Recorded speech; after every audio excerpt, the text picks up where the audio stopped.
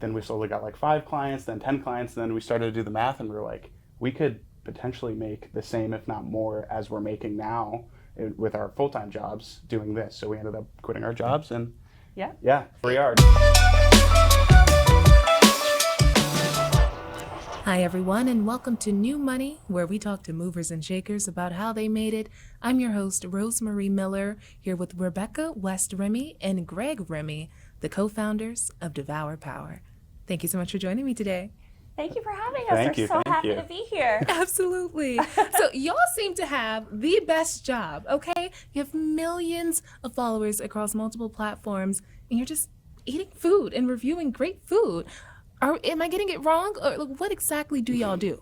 You want to explain? Yeah, so about 12 years ago, when Rebecca and I first started dating, we started going out to eat all the time, so we decided to post it on Instagram. Back when it was just like photos, really. Wasn't really videos yet. And we quickly realized that people really love seeing food. So we just kind of kept posting, kind of kept getting followers. And about, how long after that did we quit our jobs? We were 3 years in, so it was about 9 years ago we quit when one restaurant in particular approached us, said, I love the photos you've done. Can you do our Instagram, our Facebook? I think at that time it was even Snapchat. Yeah. You know how social media is always rotating, so we know what app is next. But it was like Snapchat back then. They offered us a certain amount per month to run their social media, and we said, you know what?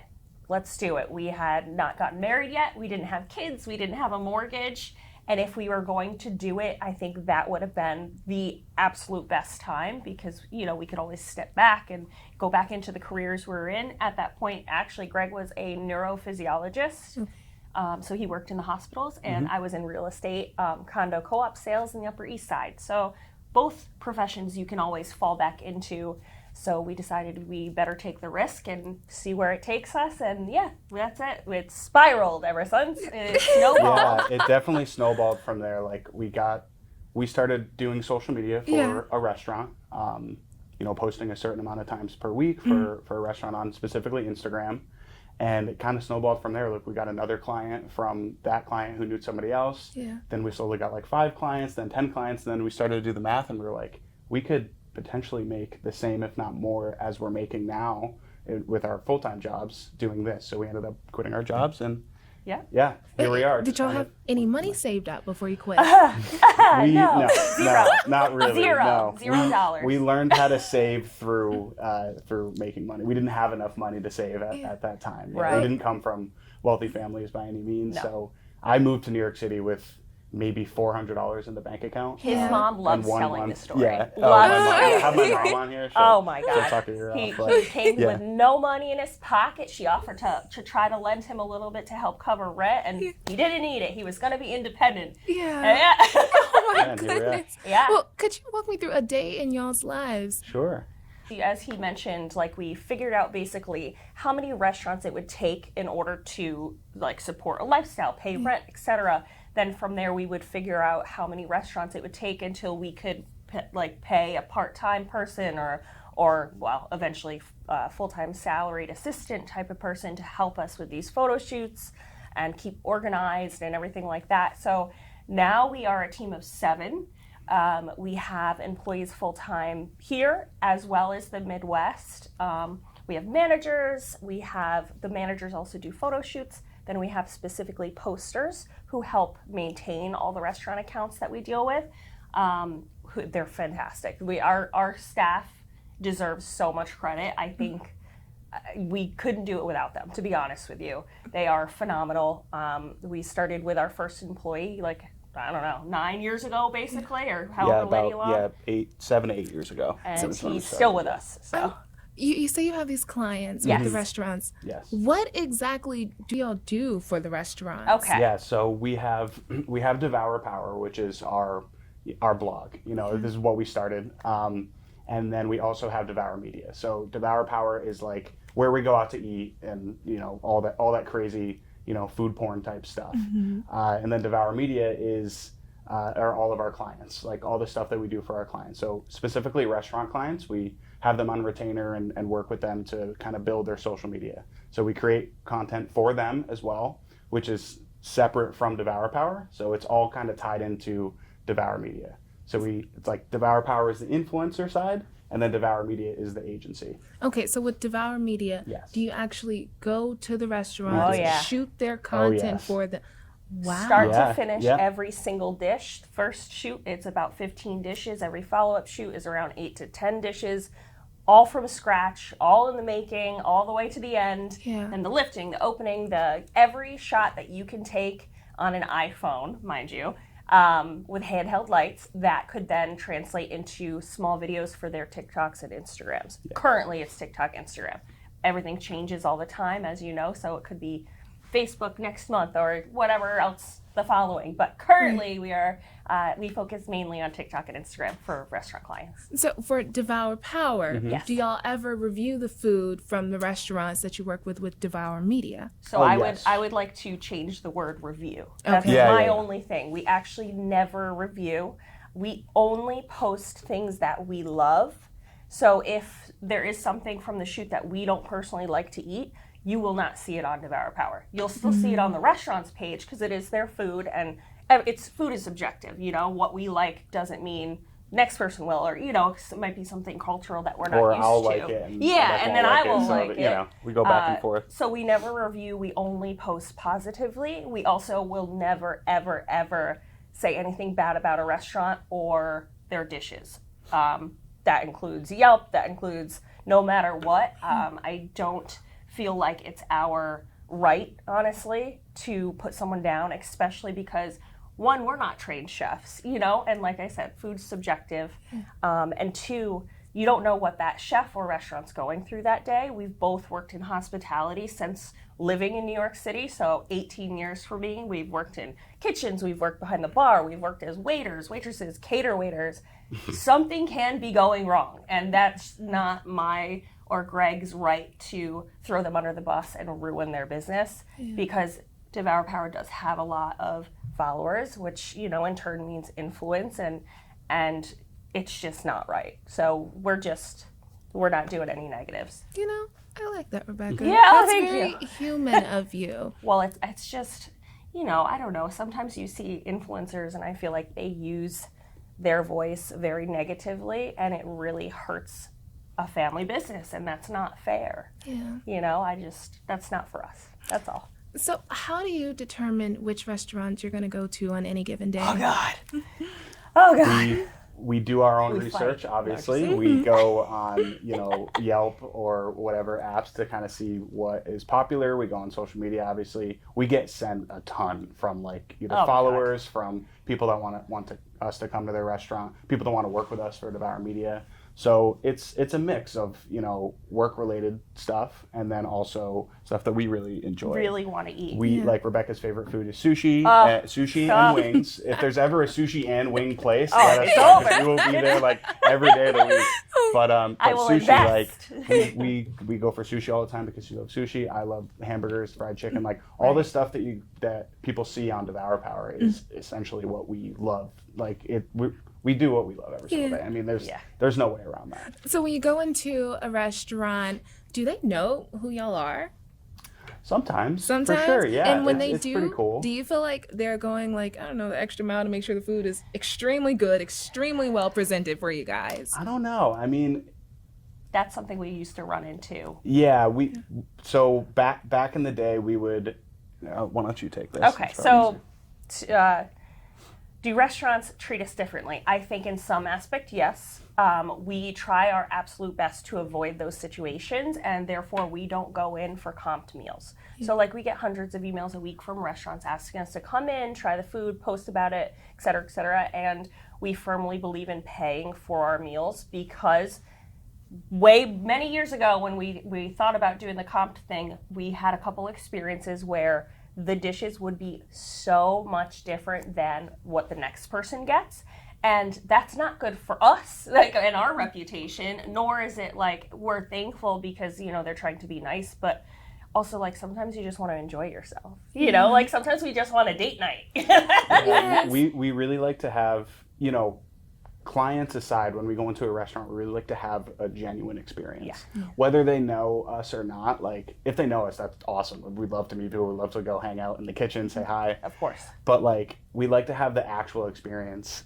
If they, take a little longer to cook the food and make it, quote unquote better, that's fine. It's just like when we were saying yes to a lot of free stuff, we would go in thinking like, oh, we'll have a nice meal, like a casual meal, but ends up like 15 dishes come flying out, and like this whole table's full. Everyone's staring at us. We're shining lights in people's faces. Like it's not our vibe, and it's really overwhelming. It's uncomfortable. So we started obviously saying no to that, and then turning it. That was around the same time that we were really going in on the business. Yeah. And like it just made more sense to go on the business route rather than just getting free food because.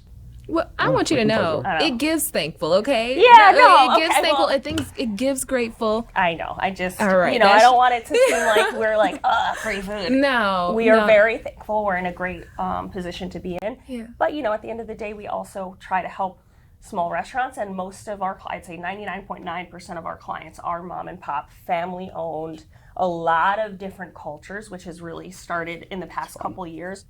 Is social media still your highest source of income, or is it now Devour Media? I would say it's all kind of intertwined into social media. Yeah. Without social media, we wouldn't have a business, right? Like a lot of these restaurants that we work with, instead of going with the traditional PR, they're allocating that money to work with us and agencies like ours, where we come in and we create content, and it's very visual, and it's all like the stretchy cheese and all that stuff, that what people really love to see.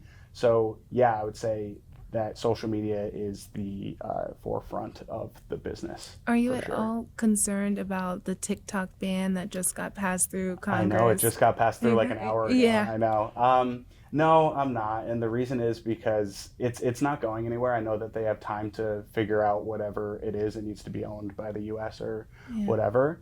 And even if it does vanish out of thin air and it's no longer available in the App Store, people don't post on it as much, that attention will go somewhere else.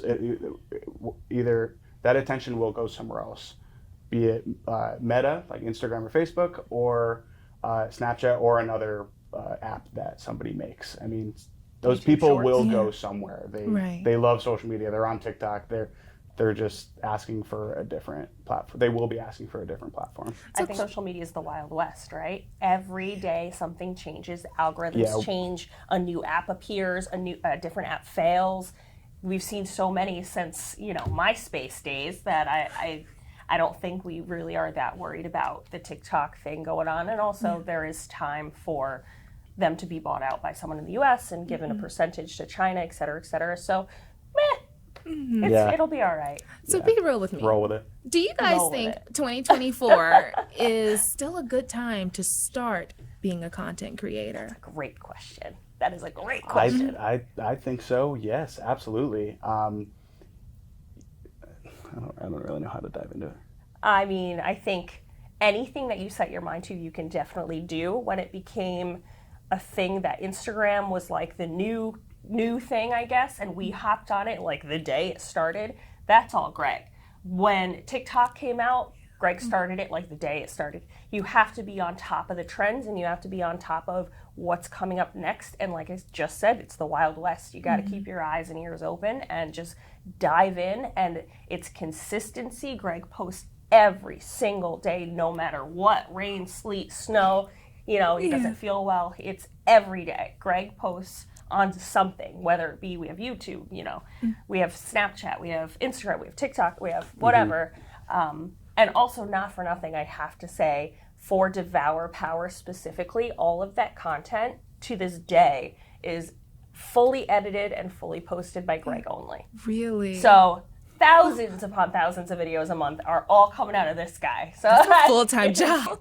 Yeah. It's a lot. It's oh fun, my goodness. though. Yeah, he's very talented. Doesn't feel like work to me. It doesn't. That's for sure. No, it doesn't. Going to the restaurant doesn't feel like work. Editing in the office doesn't feel like work. It's pretty cool. He definitely loves it. So with social media, I know you guys you had your restaurant at first. Like the restaurant approached you guys, and that's how you kind of made your first lump sum of money. Mm-hmm. How long did it take you to actually make money solely from social media, like in advertising? Mm-hmm. Mm-hmm. That would be you. Oh, geez. I think, well, when we quit, that would be probably 3 years in. Wow. I'd say about 3 years into about 2015. Maybe discuss like a first client, what do you call it? A brand. Brand thing. I don't know what the first one would have been. We started getting brand deals pretty early on. We got picked up by a lot of the larger publications that had just gotten on Instagram. For example, like Food and Wine and, Cosmopolitan. Cosmopolitan Magazine did a whole spread on about us on their Snapchat and on their website. Food Network then approached us and did like 3 different mini-series with us, like different fun food shows. So we had a lot of opportunities very, very early in because we were so quick to jump on the different social media trends that were happening. Trends meaning like different apps and things like that, which again, I give that credit to Greg because he's really, really good at knowing what's coming up next, or like if an app just looks a little too silly or like maybe a little too young or things like that. He's really good at deciphering all of that. About 3 years in is when we really were able to monetize enough to cover rent and cover food. And we were also, again, Greg said we didn't grow up like affluent or anything like that. We were living in a basement apartment in the Lower East Side at this point. So we were paying nearly nothing. It was definitely an illegal apartment. And we were just trying to save as much as possible at that early 20s age where, we could just make it. And y'all did that. that's what we did. What we did. And it's been a really interesting and fun journey. I just want to add something to that, if you don't mind. So the way that we set up the company is we don't have to rely on the brands to reach out to us for that money because it's not consistent. We can't rely on it every single month to come in. We created Devour Media because we can control the contracts and control the money coming in with the clients, and it's on our terms. So we can end it, we can continue, we know what money's coming in, and that's how we were able to grow the business. With the brand work, it's tough because unless you make like a year-long deal with Coca-Cola or whatever brand that reaches out to you or you reach out to, it's really inconsistent. Like you don't know when they're going to email again to work. The campaigns are just they're almost random. So would you suggest to people who mainly only have like a personal brand, would you suggest that they also figure out a way to create some kind of business brand? Sure. Yeah. There are a lot of ways to do that. I mean, you can create some sort of subscription type thing. You can start podcasting, just, branch out in different directions and see what sticks. That would be my thing. I mean, everyone always tells us we should open up a restaurant, we should start a podcast, we do all this stuff. And I go a little crazy with that kind of stuff. So it's good that we've honed into one thing and are working with clients, and because we get a lot of satisfaction from that, helping out small businesses, telling us that we're helping, like that's the best feeling in the world. So. Oh yeah, absolutely. So you say you come from humble beginnings, both of you. How did you guys learn how to manage all of your money? Oh my God. I still don't know. That would be my side. Through a restaurant owner that we actually worked with for many years in Brooklyn, introduced us to his financial advisor over at BlackRock. And to be honest, I meet with him quarterly for the past many years, and he has really put into place a lot of different tunnels of where to invest, where to save. Now we have a son, obviously, so I think a lot of the things that we put into place is to make sure that he has a better upbringing and better, chance and money saved up for what he wants to do when he gets old enough. I think that's probably our main priority. And then, of course, real estate. So when we had enough to purchase something, we did, and then, we Airbnb'd it for a long time up in Hudson Valley. So that was a whole nother side hustle that I don't know how we had the hours in the day to be managing, but so real estate was a big thing, and it's New York City. It doesn't normally go down in price. Oh, girl, who you telling? I don't know. So I think that we got our foot in the door with a small project, and that's really helped us out. And now it's really just yeah, it's really just working with professional help. Like you really should get somebody, whether it even be in your local bank or anything like that, to help with some kind of financial advice. Or, I mean, to be honest, I follow a ton of women in business Instagram accounts who will tell you so much about all the different like areas of investing and stocks and things like that. That's like free advice. Obviously, do your own research, but there are some really great free people to follow on Instagram. Well, Women Who Invest is one of them. It's great.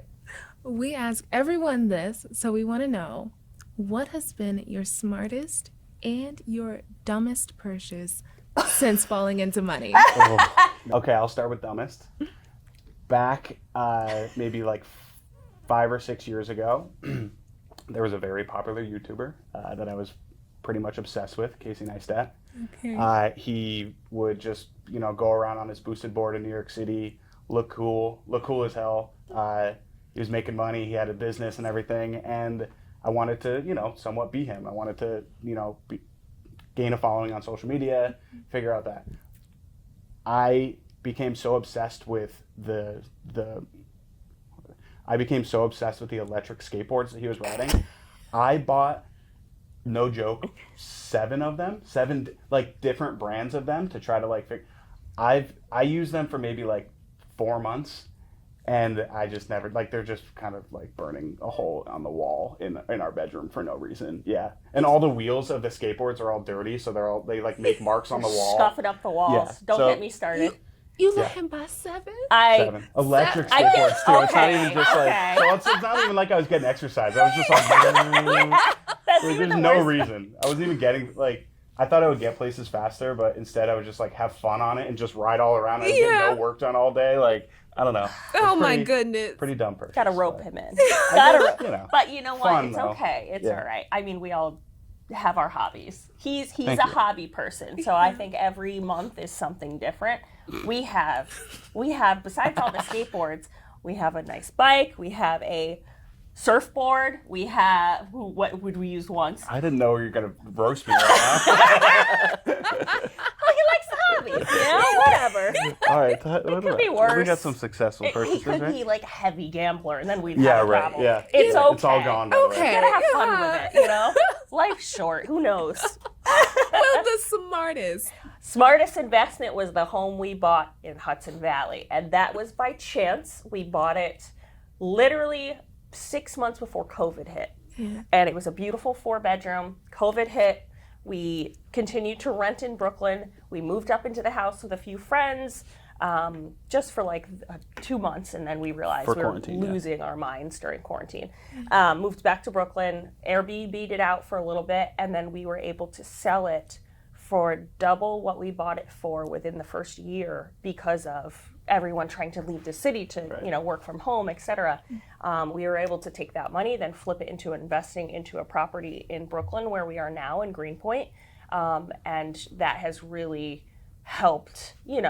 Not that mortgages are cheap, but it's really helped think of the future, and at least we're dumping money into having equity in something. I think that one silly little house in New Paltz, New York was the best investment we ever did. Sounds like a great investment. We are very thankful because, again, not that COVID happened, but because of COVID, we really came out up top.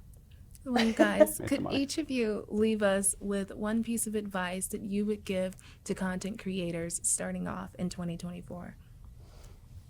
Do you want me to start? Yeah, sure. All right. My one piece of advice for content creators just starting off for 2024 is be consistent and do not waver from your voice. You're going to have a lot of crappy comments. Don't pay attention to them. Block people, delete people, do what you need to do to protect your peace. I will not read comments anymore because people are mean, obviously. It's Instagram, it's Facebook, whatever it might be. But stick to who you are and be consistent. Post every single day, no matter what it is. It could be something silly, it could be something stupid, but keep it up so that, you really find your voice and find the people that really relate to your voice, and that's how you build your own community. And I would just piggyback on that and say diversify the platform. So don't just focus on TikTok, because obviously you don't know where that's going, but create something for TikTok, take that same piece of content, upload it to Instagram Reels, upload it to Snapchat, upload it to YouTube, upload it to Facebook, upload it to Be Real. I don't even know. We don't even know if that's a thing. Like, just diversify. You never know. I mean, we have content that doesn't do well on Instagram, but pops off on TikTok, and all of them in between. I mean, there's really no rhyme or reason sometimes, and you'd be surprised at what, quote unquote, pops off. Thank you guys so much for joining me today. Thank you for having us. Thank you This for was really having fun. us. For sure.